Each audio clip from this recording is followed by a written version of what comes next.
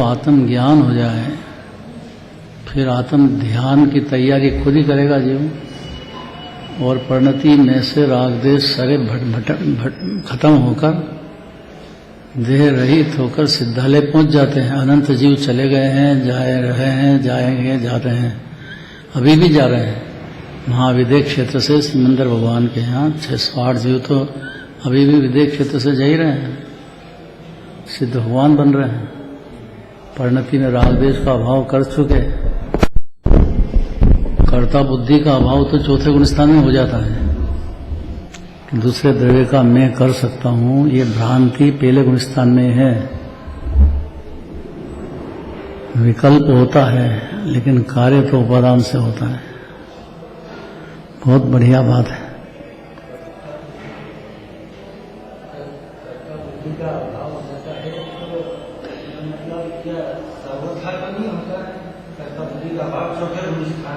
सर्वथा होता है तो चारित्र पिक्चर से राग नहीं गया है। राग का भी ज्ञाता हो गया, कर्ता नहीं बनता है। ज्ञान कर्ता नहीं बनता है। मिथ्या ज्ञान ही इसका नाम है कि वो कर्ता बनता है दूसरे द्रव्य का। अन्य जीव को सुखी कर दूं, अन्य जीव को दुखी कर दूं, किसी का भला कर दूं, बुरा कर दूं, पर ये तुम्हारे हाथ में ही नहीं है। इतनी बात अनादिकाल से अज्ञान अंधकार में जीव नहीं समझता। उसका सारा जोर सबको सुखी कर दूं, नहीं तुम्हारे हाथ में ही नहीं है। हरण भगवान के हाथ में नहीं है तो तुम्हारे हाथ में कहां से हो गया? वो तो निमित्त है, कार्य तो उपादान से होता है। जीव को अपने अज्ञान का भान होना भी बड़ा भारी काम है। फिर ज्ञान होना, श्रद्धा होना, तो सम्यक दर्शन सम्यक ज्ञान है, होगा उपादान से। निमित्त यही होंगे, इतनी बात है। आवाज तेज ज्यादा है क्या?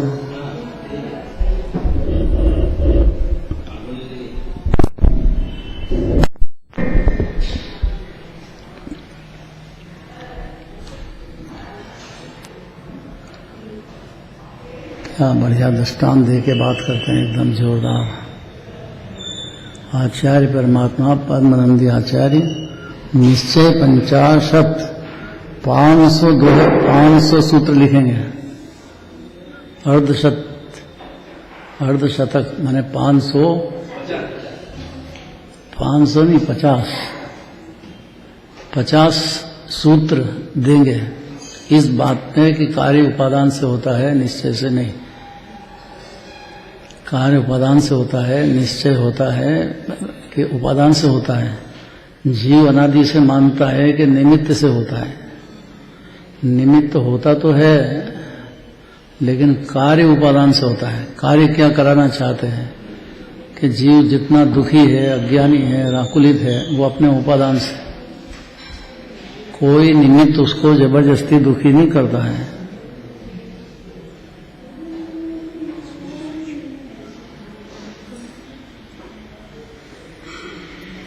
सौ 58 गाथा है। निश्चय 50 अधिकार का मंगलाचरण करते हैं। चलो चालू करो।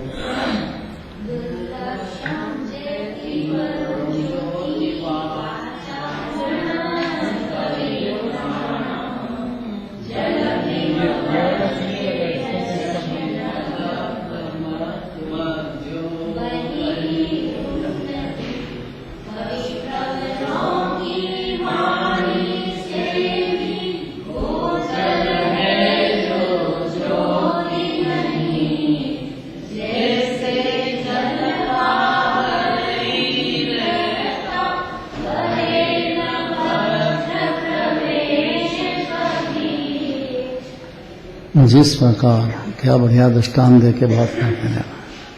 जल जो है हीरा नामक रत्न के अंदर प्रवेश नहीं करता है।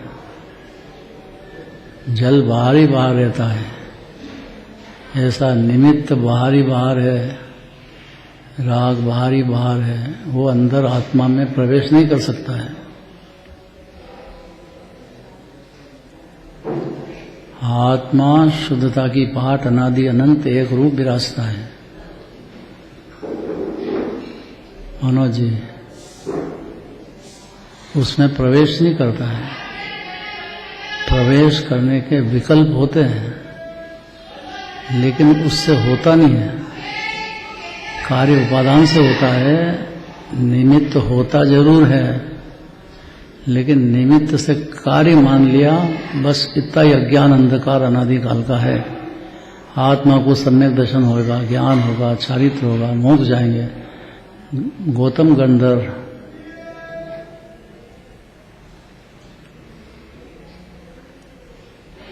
500 शिष्यों के साथ पहुंचे समोशर में। पूछा ना इंद्र ने जाके कि दिव्यधनी कीर्ति नहीं 66 दिन हो गया, बात क्या है? कि श्रोता ऐसा नहीं है कि जो इस बात को 3 लोक में आगे तक प्रचारित कर सके। ऐसा ही वक्ता होगा तो वो पहले श्रोता को समझ जाएगा श्रोता कैसे हैं, झेलेंगे कि नहीं झेलेंगे, कर्ता बुद्धि निमित्त नहीं डूबने की अनादि से आदत है तो छोड़ सकेगा कि नहीं है, पात्रता है कि नहीं है। ऐसा थोड़ी हर किसी के सामने ये बात कर देने की है, उसकी पात्रता होना चाहिए। वाणी नहीं गिरे 66 दिन तक नहीं गिरी। तब प्रश्न है कि 66 दिन तक क्यों नहीं गिरी? अब भैया क्यों नहीं गिरी का मतलब 66 दिन तो तुम कहोगे कि 65 दिन में क्यों नहीं गिरी, 64 में क्यों नहीं गिरी, उसी समय क्यों गिरी? तो ये कार्य उपादान से होता है, निमित्त होता तो है लेकिन निमित्त से कार्य नहीं होता है। इतने में ज्ञानी बन जाएगा जी, याद रहेगी लाइन ये क्या?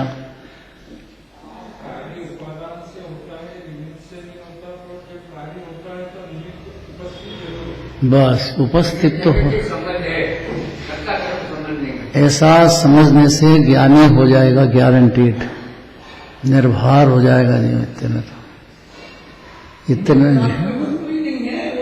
नहीं, वस्तु तो है, निमित्त नाम की वस्तु तो पूरी है लेकिन वो पर है। देवशास गुरु है, जिनवाणी है, ये सब पर है।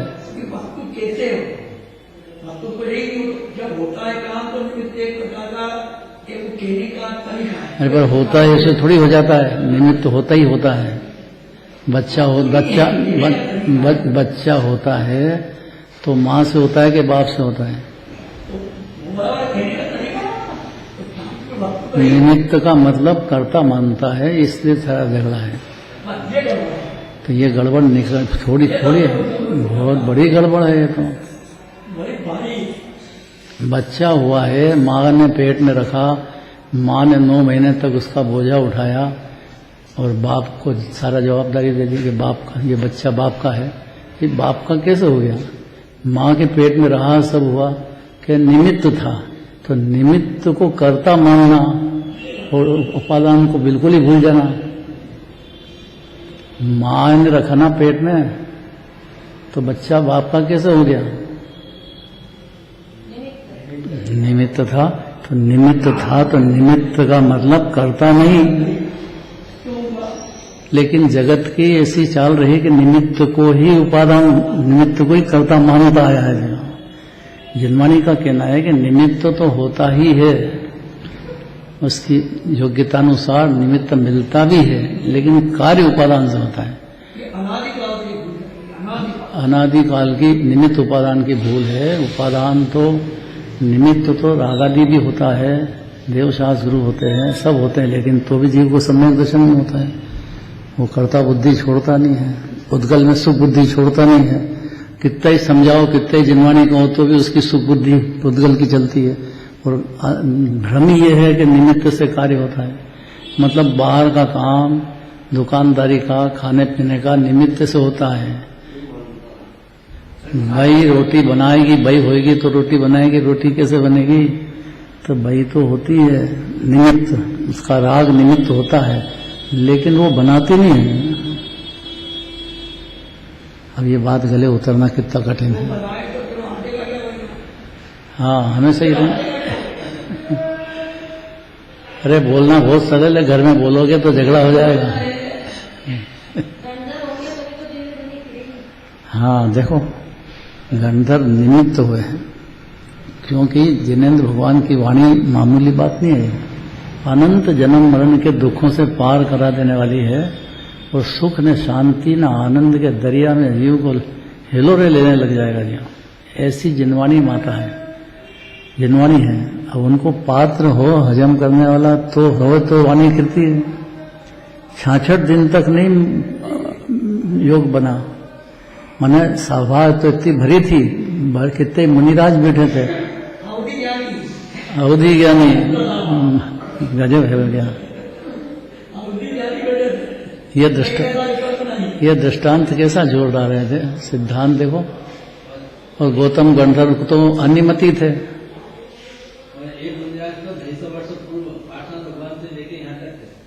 हाँ तो इतनी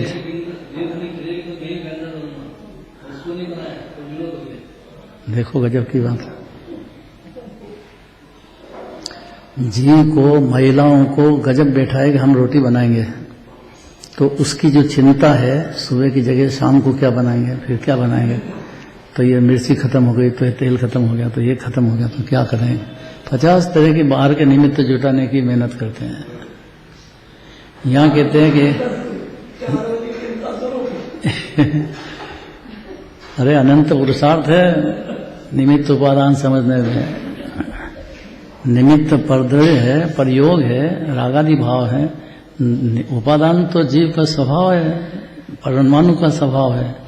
6 द्रव्य स्वतंत्र है, हर समय अनादि अनंत चले आ रहे हैं।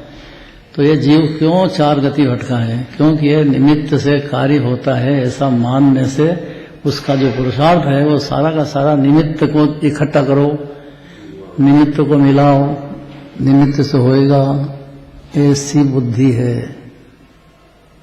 बस इतनी अज्ञान अंधकार है, इससे ज्यादा नहीं है। संसार के सब धर्म कहते हैं कि गुरु से ज्ञान आता है। हाँ, तो गुरु से ज्ञान नहीं आता है।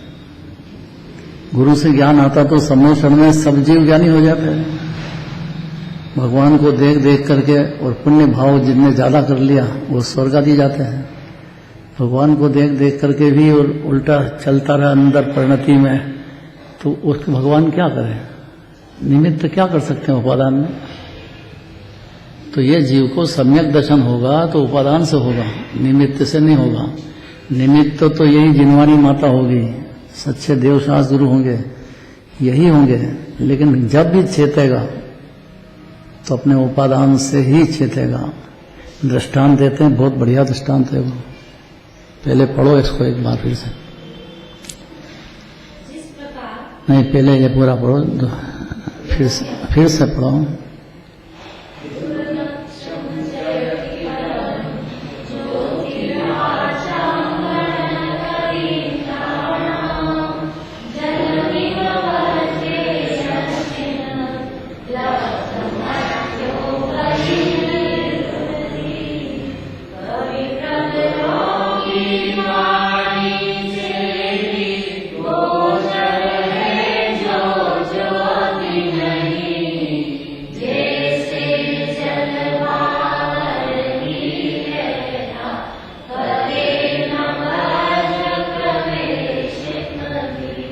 वज्र शरीर का उपादान है, उसमें निमित्त का प्रवेश संभव ही नहीं है।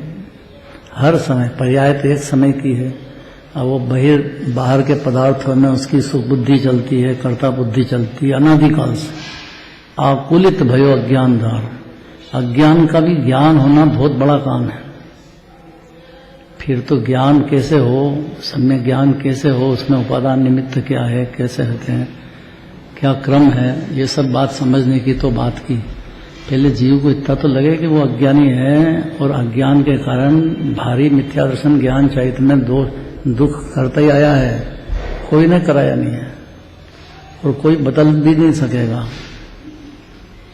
उसको अज्ञान का ज्ञान होना कि निमित्त से कार्य नहीं होता है, कार्य तो उपादान से होता है, इतने अज्ञान है।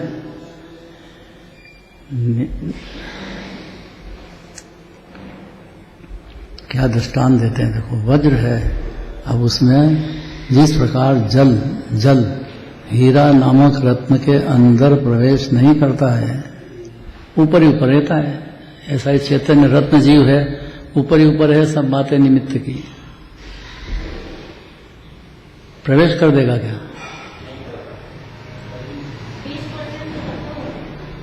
परसेंटेज नहीं होता ऐसा, सिद्धांत में परसेंटेज नहीं होता है। भाई रोटी बनाती नहीं मतलब नहीं बनाती है। अब क्या आधा परसेंट निमित्त का मान लो, आधा परसेंट उपादान का मान लो। अनीता जी रोटी बनाते हैं कि नहीं है? आकुलता अगर स्वयं बनती है में ज्ञानी हो जाता है ये, और उसकी परिणति में भाव तो रहता है लेकिन वो मानता नहीं है कि इससे होता है। अब ये अनंत पुरुषार्थ है। इसके लिए 50 तर्क देंगे, 50 दोहे, 50 सूत्र देने वाले हैं। पद्मनंदी आचार्य परमात्मा जंगलवासी जो 3 कषाय के अभाव रूप अद्भुत शांत दिगंबर मुनिराज, उनका ही मार्ग है ये। दिगंबर जैन धर्म मतलब दिगंबर मुनिराज का कहा हुआ मार्ग है, और वो जिनेन्द्र देव के अनुसार या वस्तु स्वरूप के अनुसार वर्णन करते हैं, कहते हैं। पक्ष भी आ जाए ना दिगंबर जैन धर्म का तो ज्ञानी हो जाता है, इतना सरल है। पक्ष तो आए, सारा जगत अज्ञान अंधकार में डूबा है, विषय कषाय के चक्कर में बेचारा बाहर और कर्ता बुद्धि से ग्रस्त है। एक सेकंड भी चैन नहीं जीव को, गैर को करना है, प्लानिंग बने ही रहते हैं उसके कितने सारे। और मान्यता ये है कि मेरे करने से होता है। मनोजी होता है कि नहीं होता है? कैसी बात करते हो आप? अब आपने भावना की घर से चल के आना मंदिर तक, तो आए कि ऐसे आ गए? हाँ, क्रियावती शक्ति नाम ही नहीं सुना हो तो भाव का भी करता नहीं, भाव भी सुख का उदय से होते। नहीं, ऐसा नहीं है। भाव का कर्ता तो जीव ही है, लेकिन वो निश्चय से बात है, व्यवहार से बात दूसरी है। अपनी परिणति का पाप पुण्य के भाव जीव अपने उपादान से करता है, करता ही है। द्रव्य दृष्टि से देखो तो द्रव्य अकर्ता है, तो द्रव्य दृष्टि होने पर ज्ञानी 2 धारा हो जाएगी कि भाई जो राग है उसका तो करता है, अपनी जवाबदारी है, अपने को हुआ है, लेकिन कार्य आत्मा में से नहीं आया है। अज्ञान है या रागदेश है, ये परिणति ने खुद ने पैदा कर लिया है। आत्मा तो महापवित्र परम पवित्र मुक्त विरासता है, अनादि अनंत। इतना तो मंजूर करवाना है जीव को। आत्म ज्ञान होने पर निमित्त का भी यथार्थ ज्ञान हो जाता है, लेकिन कर्ता बुद्धि नहीं रहती है। परिणति माने पर्याय, पर्याय स्वतंत्र है। द्रव्य भी है, वो निश्चय है, द्रव्य है। ये बना बनाया अनादि अनंत सिद्ध भगवान जैसा पारणमिक भाव परम पवित्र विराजमान है जीव। हर जीव निरोध में भी ऐसा है और सिद्धालय में भी ऐसा है। द्रव्य में तो कोई फर्क ही नहीं है। उसकी जो परिणति है उसमें आकुलता होती है, पाप की आकुलता, पुण्य की आकुलता। तो ये अनादिकाल से चल रही है। इसके निमित्त में कर्म बनते हैं, कर्म बनते हैं तो फिर उदय आता है, तो उसका उदय अनुसार बाहर का सब संयोग वियोग मिलता है। अब जीव उसको पसंद नहीं करता है तो क्या करे? जोर लगाता है। तो काय में जोर लगाएगा? विकल्प में लगाएगा। तो विकल्प को उपादेय मान लिया। ये पर है विकल्प, निर्विकल्प की पर्याय स्व है, और निर्विकल्प का समुद्र आत्मा स्व है, लेकिन विकल्प तो पर है। तो ये अनादि से विजयी होता गया, जीव पे छाती पे सवार हो गया। क्यों हो गया? वो जिनेन्द्र भगवान की वाणी में आता है, बात के कार्य उपादान से होता है।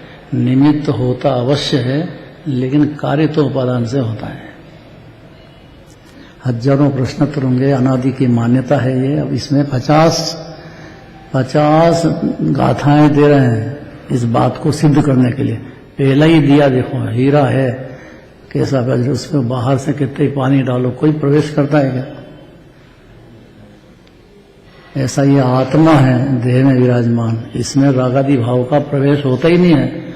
रागादि भाव पर्याय करती तो है, उसी की जवाबदारी है पर्याय की अपेक्षा से। निमित्त कोई नहीं कराता है। अशोक जी, कठिन पड़ेगी बात। निमित्त उपादान नाम ही नहीं सुना हो तो क्या करें। जैन धर्म में तो खास बड़े में बड़ा सिद्धांत है, उपादान से कार्य होता है, निमित्त से नहीं।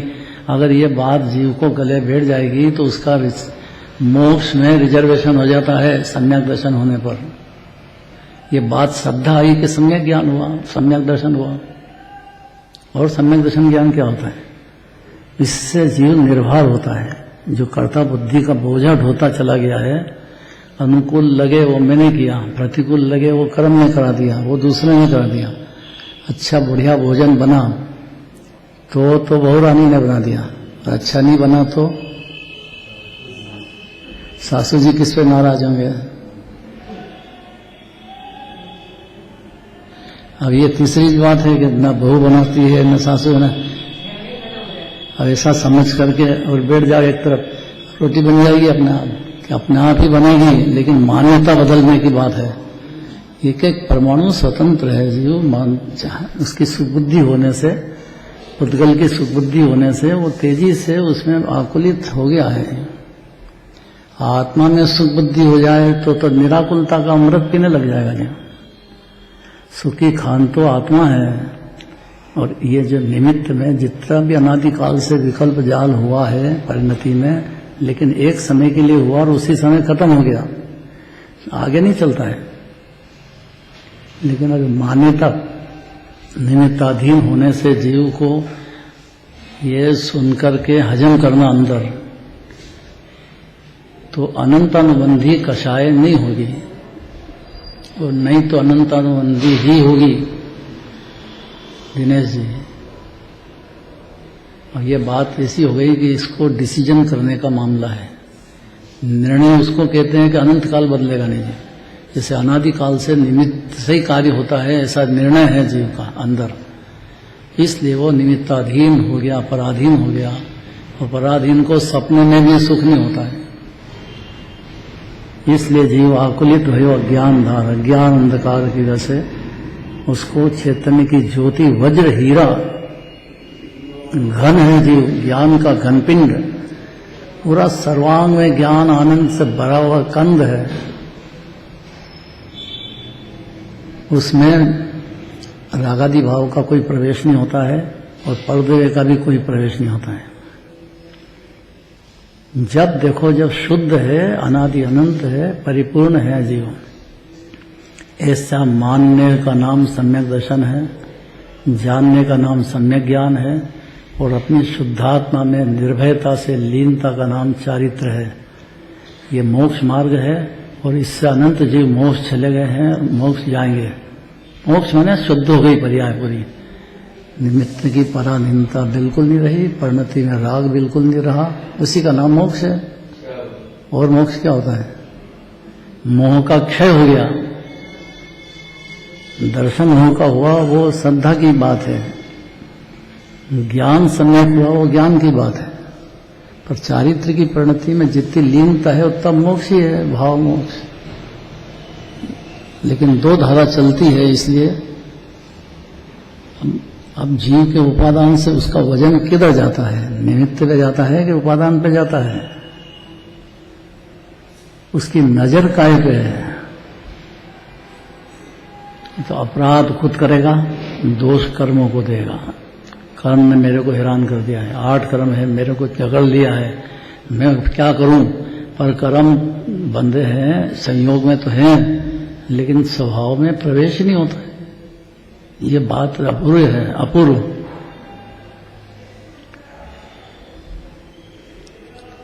तो जीव का डिसीजन है कि मेरी आकुलता करने से, मेरी परिणति में मेरे ज्ञान से पर पदार्थ संचालित होता है। देखो जिस प्रकार दृष्टांत देते हैं, जल हीरा नामक रत्न के अंदर प्रवेश नहीं करता है, ऊपर ही ऊपर रहता है, और बाहरी भाग में ही रह जाता है। उसी प्रकार जिस चैतन्य रूप ज्योति में ये जीव के पास है ज्ञान ज्योति, चंदापुर भगवान की पूजा में आता है, आत्म ज्योति जल है, भगवान के दर्शन करने से भक्ति करने का निमित्त है, उनकी वाणी सुनने का निमित्त है।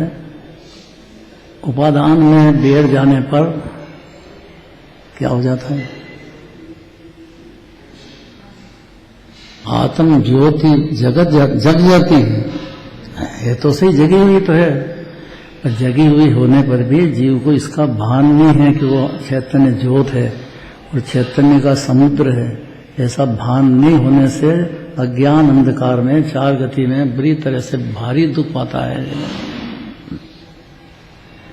भान होने का नाम सम्यक ज्ञान, सम्यक दर्शन है। इसलिए उपादान निमित्त के दोहे, उपादान निमित्त का सिद्धांत बड़े बड़े 11 पढ़ने के बाद भी नहीं समझ पाया। बहुत पुरुषार्थ है इसमें, सुनने में मन लगना भी बहुत पुरुषार्थ है, क्योंकि इतने अंदर आइटम है उसको करने की बुद्धि कह के फुर्सत नहीं है। इधर करना, उधर करना, इधर करना, उधर करना, पागल की भांति पर पदार्थों में दौड़ लगा रहा है जो उसके हाथ में ही नहीं है। और वो मिल भी जाए, हो भी जाए तो शांति सुख होता नहीं उससे, नहीं तो सब करोड़पति सब सुखी हो जाते। तो महादुखी है उसको सुखी समझता है जिनके पास कुछ नहीं है, तिलतुष मात्र परिग्रह, वो दिगंबर मुनि आज महासुखी है, भारी अमृत रस का पान करते हैं। जैसी बात, अरे दिगंबर मुनि आज सुखी होते हैं, यही बहुत बड़ी बात है। इतने ही समझ जाए तो बहुत बड़ी बात है भाई। तो अन्य मत के सारे पदार्थ सब 363 मत सारे के सारे भिन्न पड़ जाएंगे, जीव देखेगा भी नहीं पलट के उधर। एकांतवाद है सब दूर, अनेकांत है नहीं, द्रव्य न पर्याय, क्या समझे बेचारे। शिव जी का फिर से जन्म हो जाएगा, फिर से जन्म हो जाता है क्या? ऐसे ही समझते हैं कि शिव जी आ जाएंगे, अपना दुख दूर कर देंगे। कौन शिव जी? कौन आ जाएगा? जीव की कल्पना है, जीव की कल्पना लोग ही चलता है अन्य मत में।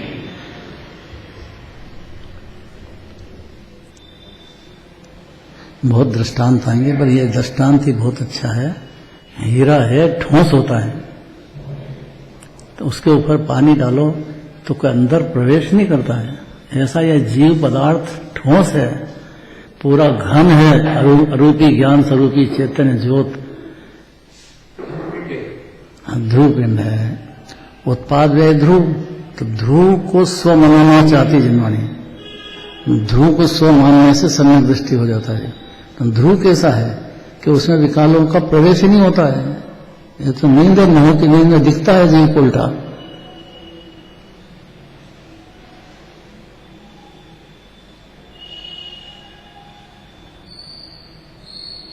जिस प्रकार जल हीरा नामक रत्न के ऊपर प्रवेश नहीं करता है और बाहरी भाग में ही रह जाता है, उसी प्रकार जिस चैतन्य स्वरूप ज्योति में कैसी है ये जोरदार ज्ञान स्वरूपी चैतन्य ज्योति मने भगवान आत्मा जो देह में विराजमान है, अनादि अनंत उम्र है उसकी, अकृत्रिम है, कोई मदर फादर ने बनाया नहीं है जीव को, कोई करता धरता नहीं उसका, स्वतंत्र। ऐसा चैतन्य स्वरूप ज्योति में बड़े बड़े कवियों की वाणी भी प्रवेश नहीं कर सकती। क्यों नहीं कर सकती?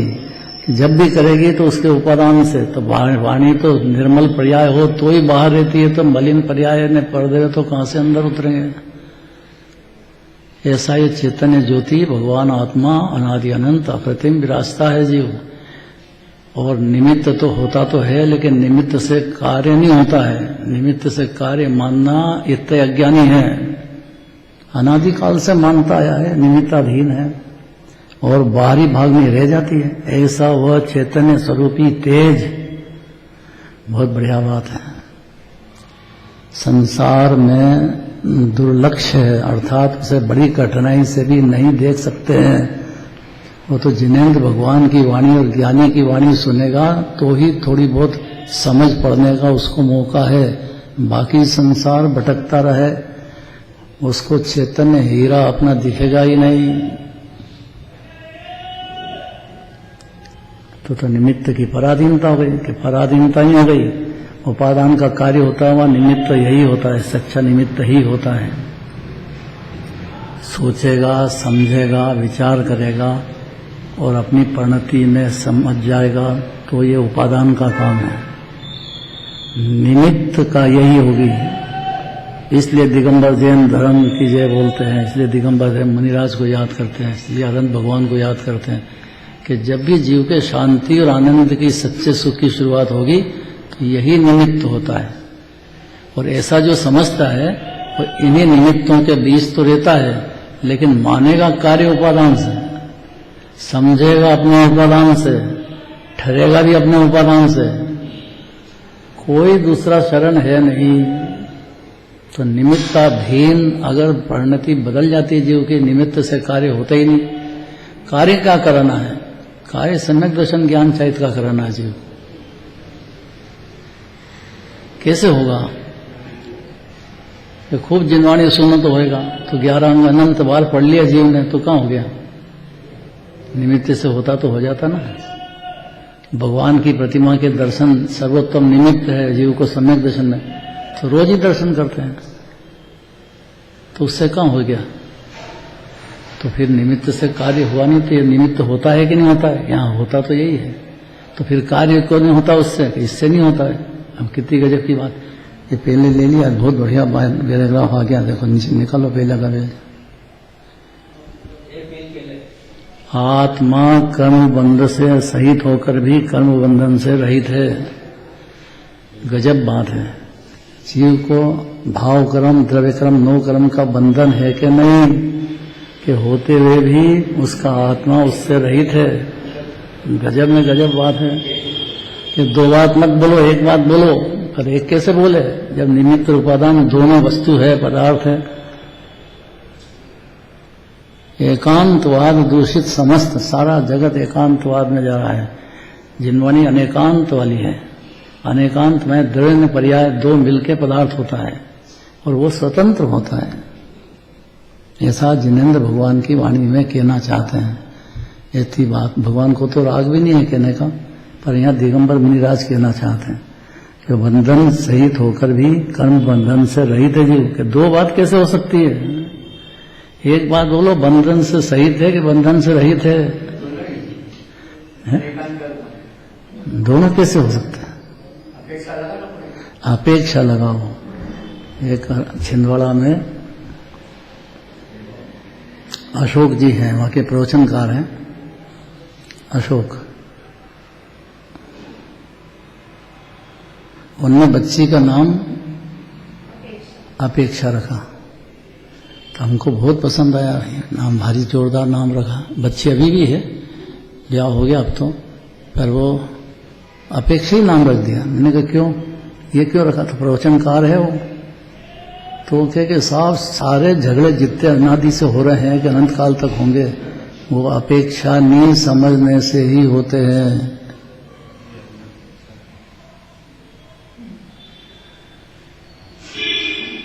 पति पत्नी है, झगड़ा होता है तो क्यों होता है?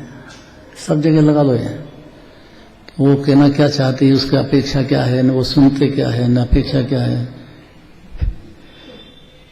जब भी चेत भवानी दिखे घर में, समझ जाओ कि इनको अपेक्षा का ज्ञान नहीं। अब वो किस अपेक्षा से कह रहे हैं, वो किस अपेक्षा से समझता है। अरे सारा जगत ऐसे ही चल रहा है भाई। और ये दो बात कहती जिनवाणी, अपेक्षा सहित भी है, अपेक्षा रहित भी है। ये दो बात कैसे होगी? तो दो ही सत्य है ये बात। एक निमित्त, एक उपादान। ये महासिद्धांत है, सिद्धालय पहुंचाएगा जीव को। छोटी बात नहीं चल रही है। अगर ये समझ में आ जाए जीव के तो फ्री हुआ है। निमित्ताधीन दृष्टि तोड़ देगा। कार्य उपादान से होता है। ये अमृत रस का पान करने लग जाएगा जी, निराकुल होएगा, निर्भर हो जाएगा। देखो, आत्मा कर्म बंधन से सहित होकर भी कर्म बंधन से रहित है। अब ये दो बात कैसे हो सकती है? अरे सहित है कि रहित है? राजकुमार, दोनों कैसे लगाओ? अपेक्षा बताओ।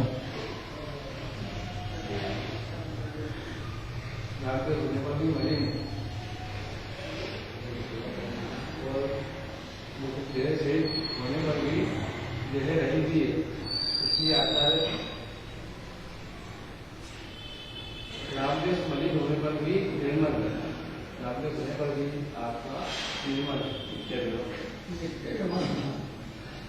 और बोलो।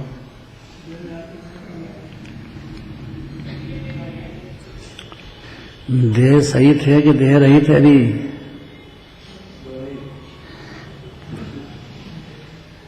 देह सहित नहीं मानो तो अनंत भगवान का भी अस्तित्व देह है उनको संयोग है। और देह रहित नहीं मानो तो आत्मा का ध्यान, आत्मा का ज्ञान, आत्मा में लीनता कैसे करते हैं, क्यों करते हैं?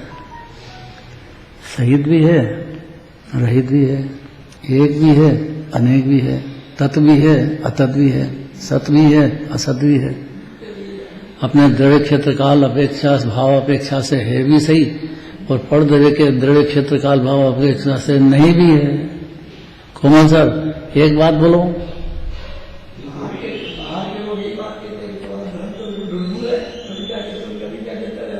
ऐसे ही कहेंगे। हाँ, खैर बाहर को तो समझने का प्रश्न ही नहीं है, क्योंकि उसके पास निमित्त ही नहीं है। ऐसा निमित्त ही उल्टा है तो क्या करे, तो कूदे कुगुरु के फंदे में है। शिव जी प्रकट हो जाएंगे, इसकी बुद्धि है। देखो क्या कह के अभी हाल कोरोना हो रहा है, अब शिव जी जो है आने वाले हैं। शिव जी प्रकट सब दूर आ गए बोलते हैं। अरे शिव तो मोक्ष को कहते हैं, और मोक्ष में अनंत सुख होता है जीव को। वो लेकिन पर में कर नहीं सकते भगवान। तीन लोक के नाथ जिनेन्द्र देव भी किसी जीव को समझा नहीं सकते हैं। वाणी कीर्ति नहीं है, खीरी तो उपादान से खीरी है। जीव बोलता ही नहीं है, कोई मानेगा कि बोलता ही नहीं है? अनुमति सुन भी सकता है ये बात कि भाषा वर्णा नाम की जगत में पदार्थ है, भाषा वर्णा स्वतंत्र है, तो जीव के राग से भाषा नहीं निकलती है। कितना गहरा पॉइंट है। देखो कहीं बोलता कौन है कि जीव सदैव भाषा वर्णा स्वतंत्र है। रेडियो बोलता है, टीवी बोलता है, वहाँ कहाँ जीव बैठा है? तो वहाँ जहाँ है प्रसारण हो रहा वहाँ से बोलता है।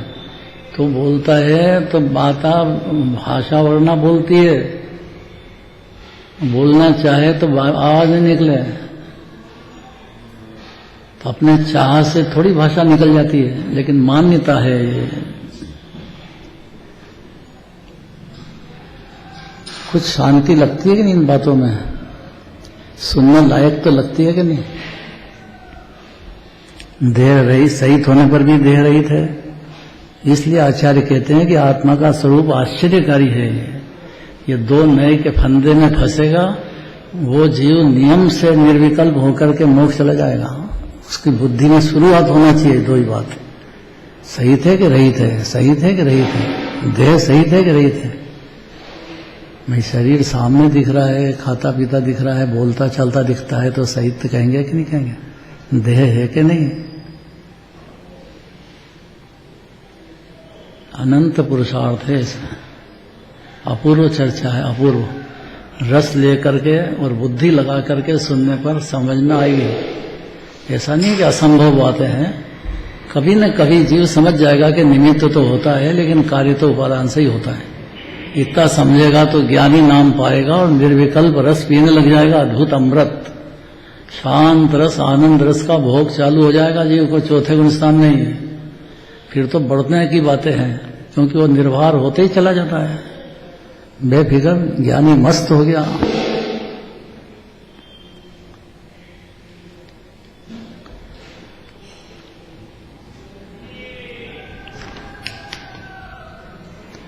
उसी प्रकार जिस चैतन्य स्वरूप ज्योति में बड़े बड़े बड़े कवियों की वाणी भी प्रवेश नहीं कर सकती और बाहरी भाग में रह जाती है, ऐसा वह चैतन्य रूपी स्वरूपी तेज, इसको भगवान आत्मा कहते हैं। अनादि अनंत ज्ञान की ज्योति चेतन आत्मा जीवराज चेतन रूपी तेज संसार में दुर्लक्ष्य है।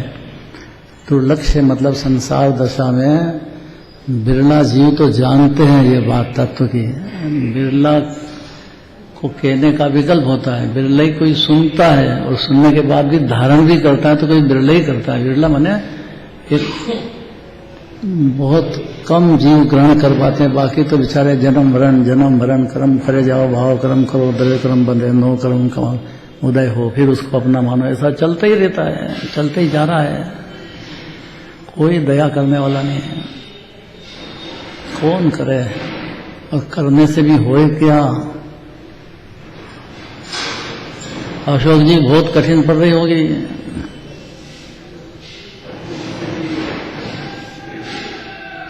तो बोल दो आप फिर क्या कहना चाहते हैं।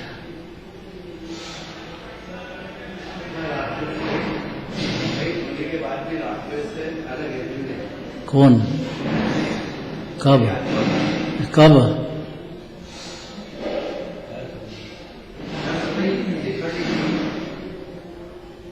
कैसे?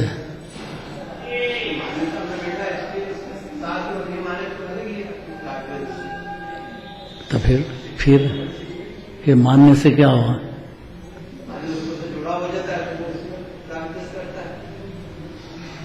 और नहीं माने तो?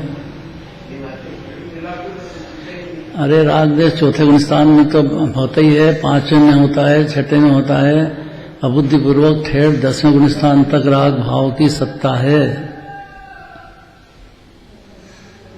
परिणति में द्रव्य में प्रवेश नहीं उसका। इतना समझने पर गंभीरता आ जाएगी जीव को। जिन्हें वचन की ध्वनिराज की बातें सुनने में थोड़ा गंभीर होकर सोचेगा, और नहीं तो मुनिराज के बातों में श्रद्धा में या गंभीरता या विनय नहीं हुआ तो क्यों सोचेगा। जैसी गाड़ी चल रही है अनादि से ऐसी चलती रहेगी। यहाँ तो चैतन्य तत्व में प्रवेश ही नहीं होता है। बड़े बड़े कवियों की वाणी भी प्रवेश नहीं कर सकती है और बाहरी भाग में ही रह जाती है। ऐसा वह चेतन रूपी तेज संसार में दुर्लक्ष्य है, अर्थात उसे बड़ी कठिनाई से भी नहीं देख सकते हैं, क्योंकि अनंत पुरुषार्थ है इसमें समझने में और समाने में। तो समाना तो फिर कुल स्थान के हिसाब से होगा स्थिरता, लेकिन समझने में भी बड़ी कठिनाई है जीव को, क्योंकि सब ऐसे लोगों के साथ रहता है, ऐसी धुन में रहता है, ऐसी चर्चा चलती है, ऐसी मिलेगी क्या करेगी। भावार्थ पढ़ो संता।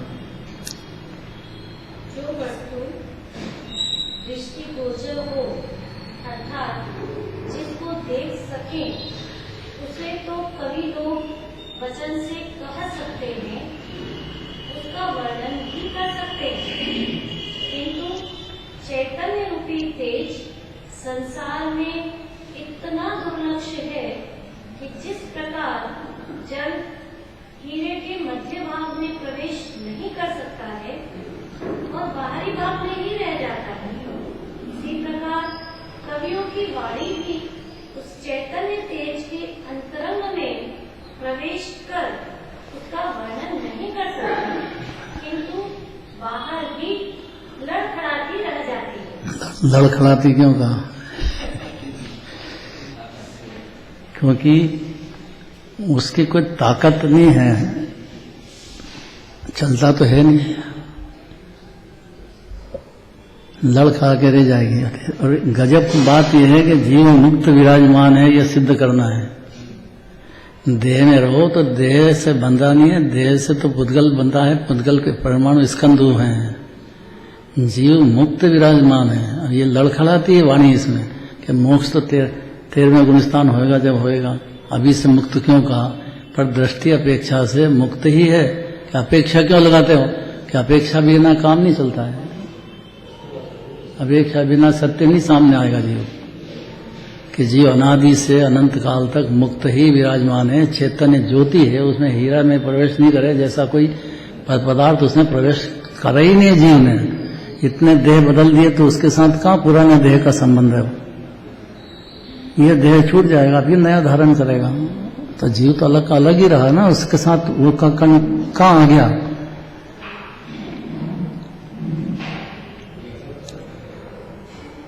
यह निश्चय 50 नाम का अधिकार मुख्य रूप से समय सार की मूल गाथाओं में उसकी आत्मख्याति टीका में समागत है। जो कलश रचे हैं अमृत चंद्राचार्य ने, कलश रचे हैं या जो भी आचार्य हों, उसमें अरहंत भगवान की वाणी को शार्ट में और बहुत स्वीट रूप से प्रस्तुत कर दिया है। उसी में है। तो आत्मख्याति टीका में है, आत्मख्याति माने अमृत चंद्राचार्य की टीका समय सारजी शास्त्र की। सारभूत पदार्थ ये समय सार शुद्धात्मा है, इतना बताना चाहते हैं। तो अमृत भर दिया और खूब भर दिया, एक से एक इतनी शक्तियां, 47 शक्ति तो कही है, ऐसी तो अनंत शक्तियों का सागर है जीवन। शक्ति है तो उसकी पर्याय भी होती है, पर्याय भी होती है तो द्रव्य भी होता है, द्रव्य होता है तो गुण भी होते हैं। ऐसा ये सब समय सारजी शास्त्र का खूब स्वाध्याय करना चाहिए। और कुंद कुंदाचार्य कह रहे थे, यहाँ पद्मधारी पद्मनंदी आचार्य कह रहे हैं, यह निश्चय 50 नामक अधिकार मुख्य रूप से ऐसा समय सार की मूल गाथाओं में और उसकी आत्मख्याति टीका में समागत कलशों पर आधारित है। शोधार्थी जो शोध करने वाला है, खोज करने वाला है कि आत्मा आखिर है क्या, ये जीव करता क्यों नहीं है, पर्याय क्या ने द्रव्य क्या, ऐसा शोध करने वाला है। उन दोनों ग्रंथों को गहराई से अध्ययन करें, ऐसा कहना चाहते हैं भाव, क्योंकि इतना सरल नहीं है कि जीव जो है 1-2 बार सुन करके समझ जाएगा, उसको खुद मेहनत करना पड़ेगी, समय सार भी पढ़ना पड़ेगा। आत्मख्याति अमृत चंद्राचार्य की टीका से भी उसकी बातें खुलेगी। फिर जयचंद जी छाबड़ा का जो है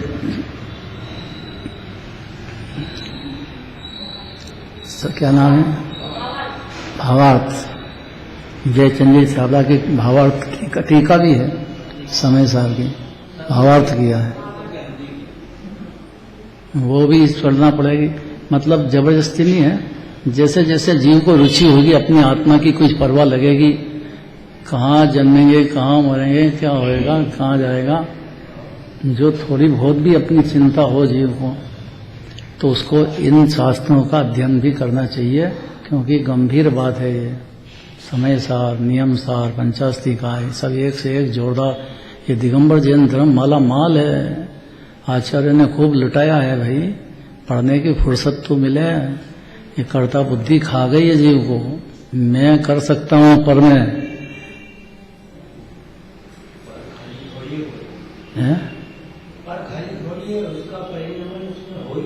अरे कौन माने इतनी बात आपकी, मंदिर में बैठ के सुन लो, यही बहुत बड़ी बात है। बाहर गए कि बस यही लगेगा उसको कि मैंने किया, ये करा, इनने अच्छा करा, वो गलत करा, ये करा। अनादि काल की अनंतों विकल्प जाल चलते हैं, लागू तो यही पड़ेगा, पर यहाँ लागू पड़ जाए तो ये बात सही कह रहे हो, लेकिन यहाँ से निकलेगी तो बाहर भी निकलेगी। यहाँ बैठ जाके कार्य उपादान से होता है, निमित्त से नहीं, तो ज्ञानी हो जाता उसी वक्त। निमित्त होता ही है, अपनी परिणति में राग भी ऐसा ही होता है, लेकिन फिर भी दोनों से कार्य नहीं होता है, कार्य तो स्वतंत्र होता है। अनिल जी, अब तुम चाहो कि शरीर का रोग जल्दी खत्म हो जाए, तो डॉक्टर से भी नहीं होता है, होना होता है तो होता है, दवाई से भी नहीं होता है। किसी को लागू पड़ी, किसी को लागू नहीं पड़ी। अगर ये समझ में आता है तो निर्भर होएगा जीव, तो इसका ज्ञान जो है इधर काम करने लग जाएगा। तो समय सार आदि शास्त्र पढ़ करके जीव इस बात को दृढ़ता करके सम्यक दर्शन प्रकट कर लेगा कि शुद्धात्मा ही उपादेय है। मूल बात तो ये है, जीव का जो आत्मा है वही परमात्मा है। सिद्धालय में विराजमान रहो कि यहाँ देह में रहो, कोई अंतर नहीं है। द्रव्य दृष्टि से बिल्कुल अंतर नहीं है, पर्याय अपेक्षा से जो अंतर है वो पर्याय बुद्धि छूटते से ही टूटेगा, द्रव्य दृष्टि होते से ही अंतर, जड़ खत्म है पर्याय में। कल चलेगी बात आगे।